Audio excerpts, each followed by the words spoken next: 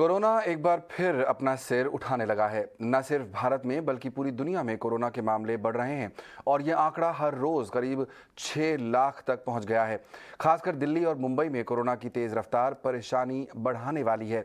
सबसे बड़ी फिक्र पॉजिटिविटी रेट को लेकर है। राजधानी दिल्ली में यह आंकड़ा करीब 20% पर पहुंच गया है, जो पिछले 7 महीने में सबसे ज्यादा है।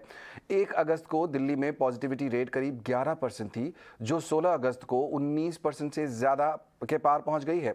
हालांकि दिल्ली सरकार ये कह रही है कि बूस्टर डोज लगाने के बाद 10% लोगों को ही कोरोना हुआ है।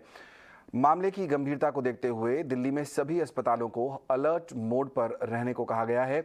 वहीं कोरोना के बढ़ते मामलों को देखते हुए डीजीसीए ने एयरलाइंस को नए निर्देश जारी किए हैं, जिसमें कहा गया है कि मास्क न पहनने वालों पर कड़ी कार्रवाई की जाए। जाहिर है कि जरूरी कदम उठाए जा रहे हैं, लेकिन बढ़ते मामलों को देखकर यह सवाल उठता है कि क्या हम कोविड प्रोटोकॉल का पालन करने में कोताही बरत रहे हैं।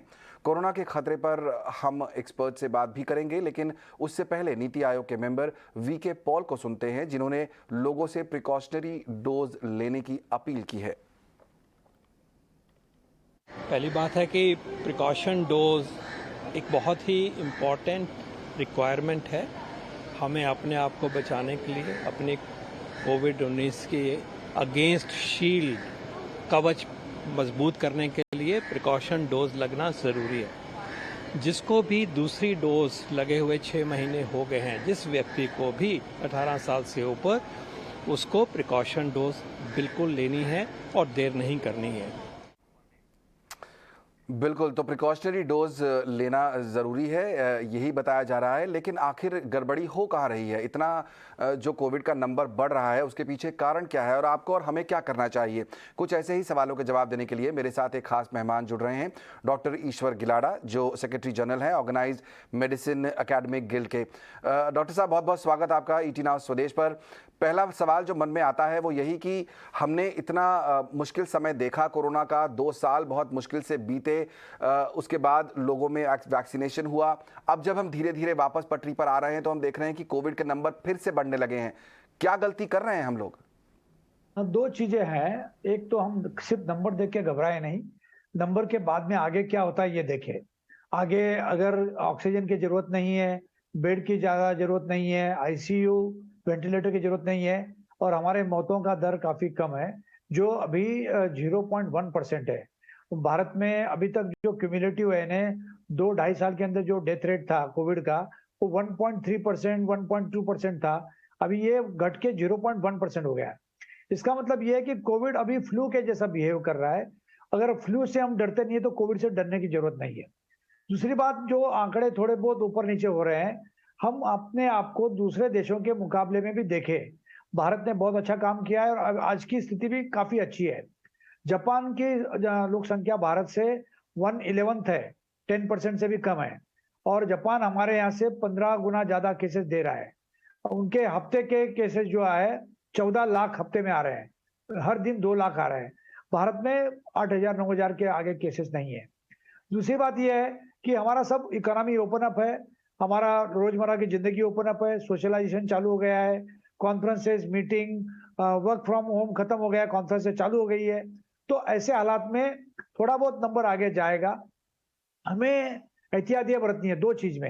एक तो जब हम पब्लिक प्लेस में जाएं, लोकल में जाएं, अपने बसेस में जाएं या बंद हॉल जो एयर कंडीशन हॉल है इसमें जाएं, हम मास्क का इस्तेमाल करें।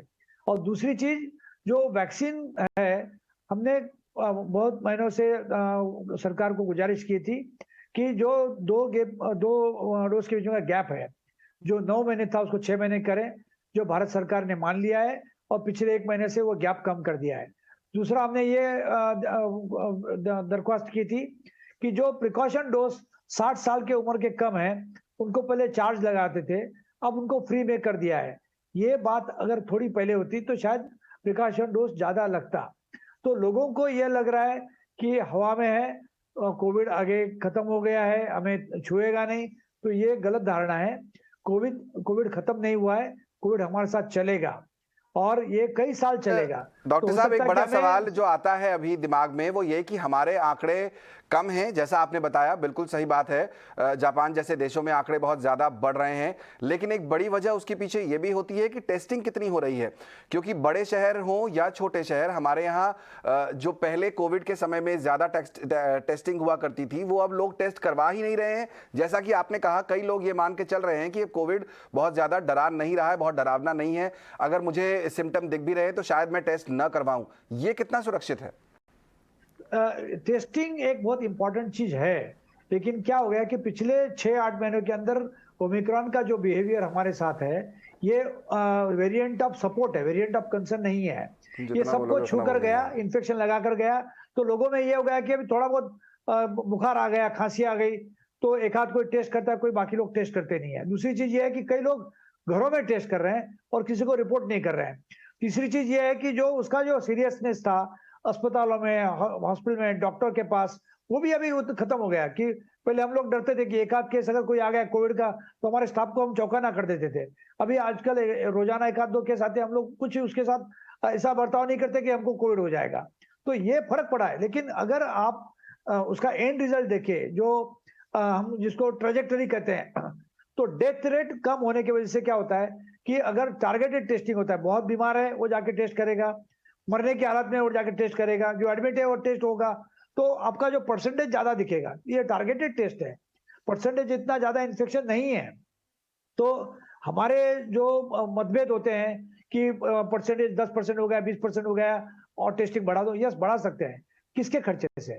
तो हमें यह देखना है कि अगर कोविड का बिहेवियर फ्लू के जैसा है और वायरल फीवर के जैसा है, तो इसके लिए हमें ज्यादा डरने की जरूरत नहीं है, इसके पीछे ज्यादा एनर्जी पैसा खर्च करने की जरूरत नहीं है, क्योंकि आखिर ये पैसा स्टेट एक्सचेकर से जाता है।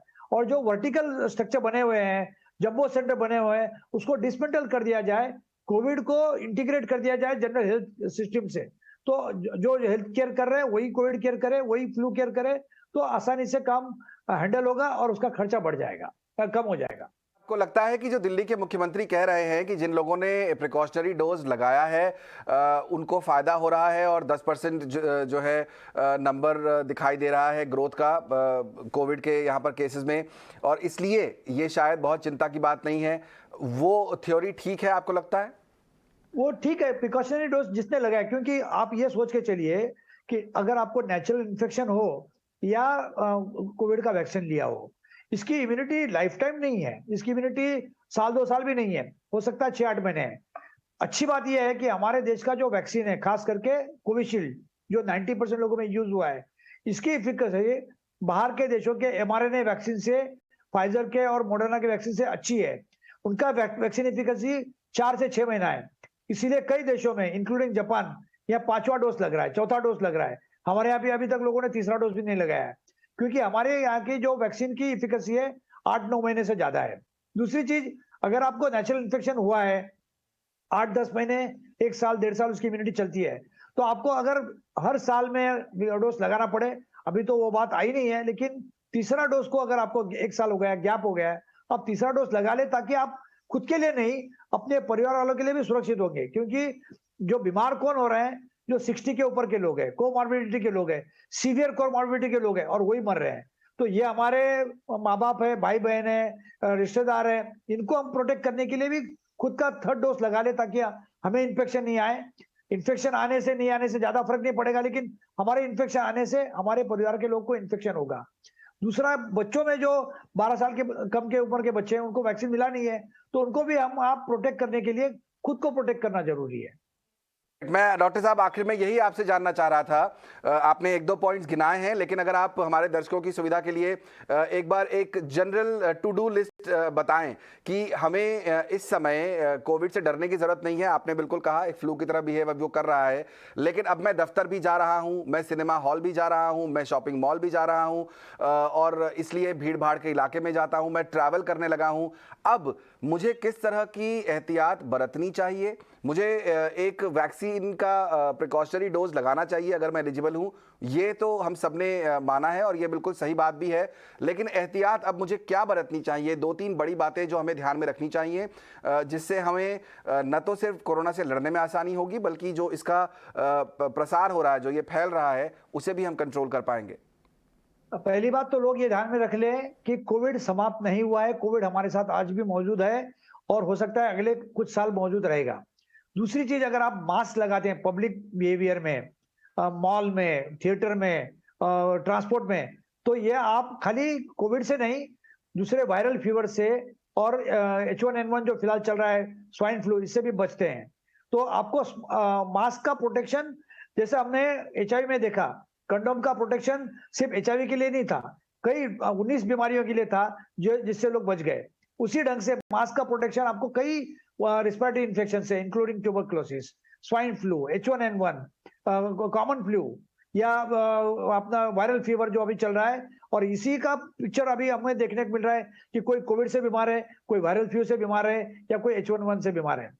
तीसरी चीज ये है कि हमारे पास प्रोटेक्शन के लिए दो ही चीजें, एक मास्क है और एक वैक्सीन है। वैक्सीन आपको मुफ्त में मिल रहा है, बाकी कई देशों में मुफ्त वैक्सीन नहीं मिल रहा है।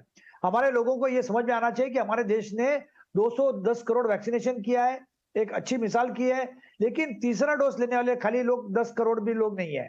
तो तीसरा डोज अगर हम लोग नहीं लेंगे तो हमें वही हालत ना देखना पड़े जो हमें एक साल पहले देखने को मिली थी। तो हमें उस कदम है हालत से जिसको हमें बचने के उठाने लिए की जरूरत है, और ये बहुत जरूरी है इस समय कि हम लोग न तो सिर्फ ये कदम उठाएं बल्कि सतर्क भी रहें। कोरोना अभी गया नहीं है, जैसा कि डॉक्टर साहब ने कहा। बहुत बहुत शुक्रिया समय निकालकर आज हमारे साथ जुड़ने के लिए और हमारे दर्शकों को ये सलाह देने के लिए।